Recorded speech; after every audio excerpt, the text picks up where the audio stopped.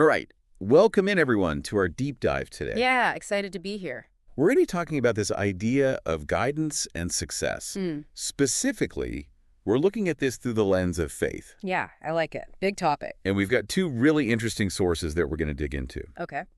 A prayer asking for direction, and a verse, a well-known verse from Proverbs. I'm familiar with Proverbs. And they both get at this question that I think we all face. Yeah. Like, how much control do we really have over achieving our goals? It's a great question to ponder. It really is. I think about that a lot. Yeah, me too. Yeah.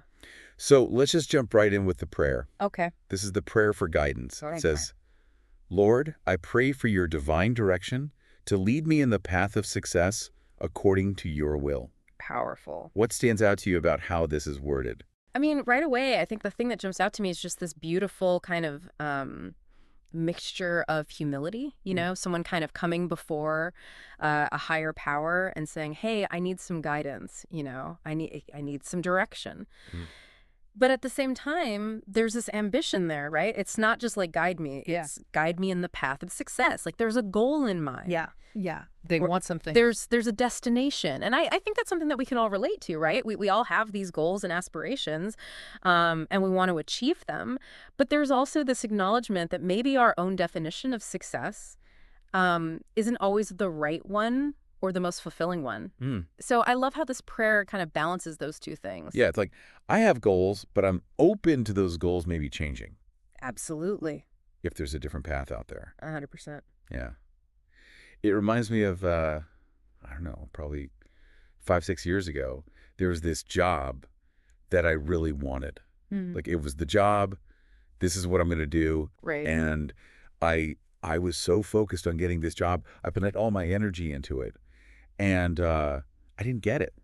Oh, wow. And at the time, it was devastating. Yeah. But looking back, it was the best thing that could have happened. Isn't it amazing how that works? Yeah, it's like it opened up a whole new path that I never would have considered otherwise. Exactly. It's like sometimes those closed doors, they're really just, redirecting us to where we're supposed to be. Yeah. And I think that's where that feeling of needing guidance comes in. You call it divine or not, it's that.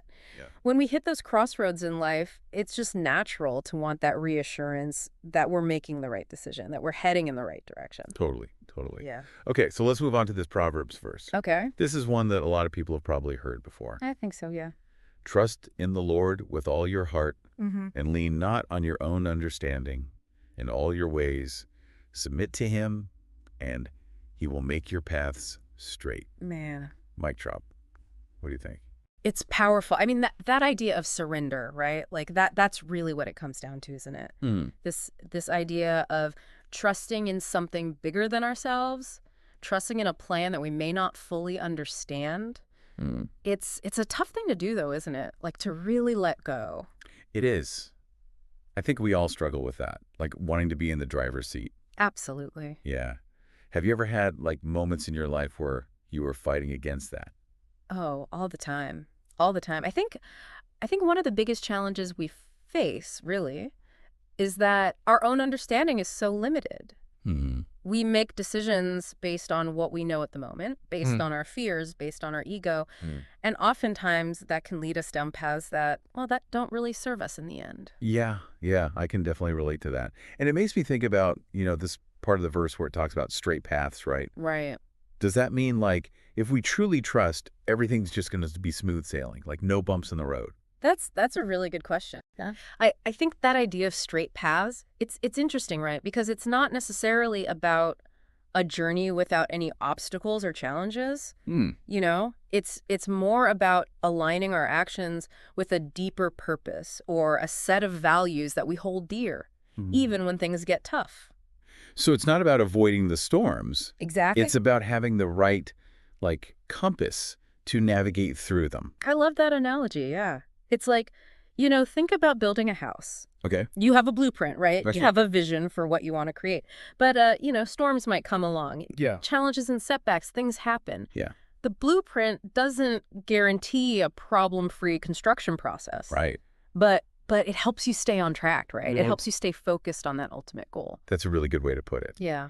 So to kind of wrap it all up here, we've got this idea of like this back and forth, right? Yeah. Between our personal ambitions and then this idea of seeking guidance from something bigger than ourselves. Absolutely. This trust that even when we don't have all the answers, there's a path unfolding. Right. And this idea that straight paths don't necessarily mean easy paths, Right. but rather ones that are aligned with like a greater purpose. Perfectly said. It really highlights how success, no matter how we define it, is often a journey of faith.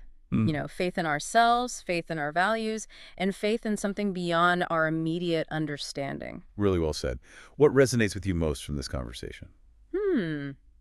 That's a good question. How might you apply these concepts to your own pursuit of success? Have to think about that. Yeah, something to ponder. Definitely. Something to ponder. Thanks for having me. Yeah, thanks for being here.